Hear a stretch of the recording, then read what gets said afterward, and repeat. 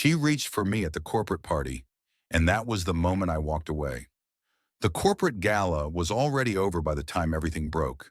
The ballroom downstairs had emptied out hours ago, leaving behind spilled champagne, abandoned heels, and the kind of artificial laughter that only exists when people pretend work isn't work.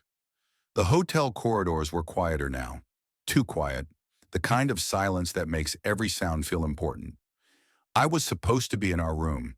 She had asked me to go upstairs first, said she'd meet me after finishing a quick conversation with a coworker. Something about numbers, metrics, the kind of words people use when they want to sound busy and important. I didn't question it. I never did. Room 914 was dark when I got there. That alone felt wrong. I distinctly remembered leaving the lights on. For a second, I thought maybe I had the wrong room, or housekeeping had come through. Then I heard it, a man's voice, low, calm, confident. And then her laugh. Not the polite laugh she used at dinner parties. Not the tired laugh she gave me lately. This one was lighter, freer. The laugh of someone who didn't feel watched. I stood there frozen, listening. I didn't knock. I didn't interrupt. I gave myself 30 seconds. 30 seconds to accept what was happening 5 feet away from me. Her voice slipped through the gap under the door. Playful, unguarded, alive.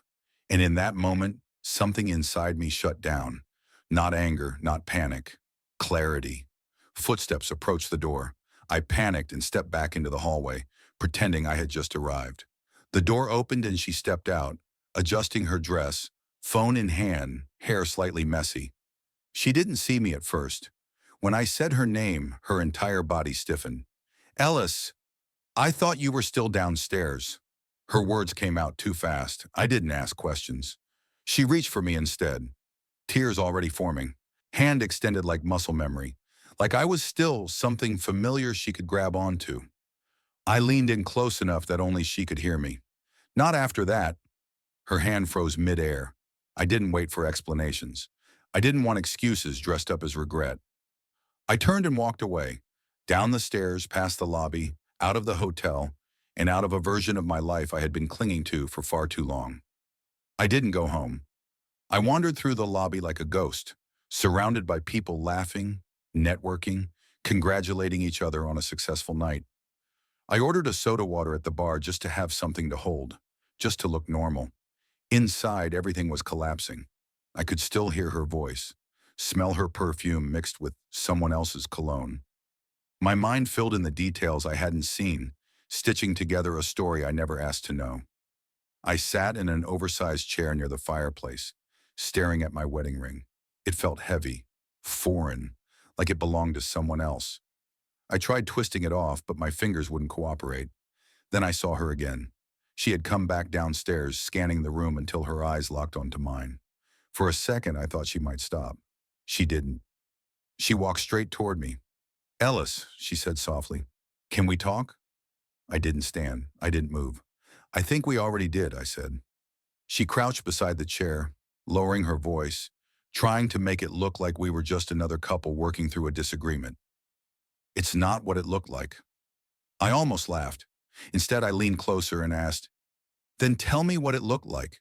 Because from where I was standing, it looked like you brought another man into our room." She flinched, just slightly. She said she wasn't thinking straight, that she'd had too much to drink, that he followed her upstairs, that it didn't mean anything. Each sentence sounded rehearsed. I stood up. "You already know how this ends," I said. "I told you." Not after that. I walked past her and didn't look back. Later that night, I ended up sitting on the floor of a stairwell, listening to the hum of the emergency light overhead. My phone buzzed again and again. Her name filled the screen. I didn't answer. At some point, I heard a familiar voice through the wall.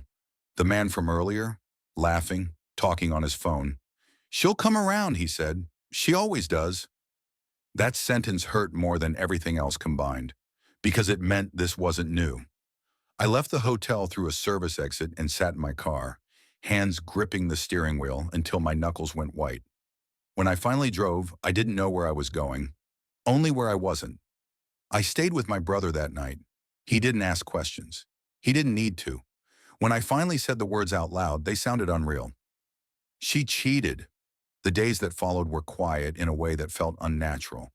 Messages turned into emails. Apologies turned into explanations. Explanations turned into rewritten stories where I was emotional, dramatic, confused. I didn't argue. I watched. And I realized something important. She wasn't sorry for what she did. She was afraid of losing control of the narrative. When we finally met one last time, in a public park by the river, she tried again to minimize it, to soften it, to turn betrayal into a misunderstanding. I stopped her. "You don't get to edit this," I said. "I was there." She didn't cry then. She just stared at me like someone realizing the door had closed for good. Walking away didn't feel heroic. It felt necessary.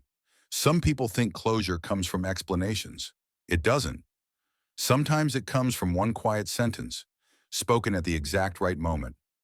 Not after that, and the strength to mean it.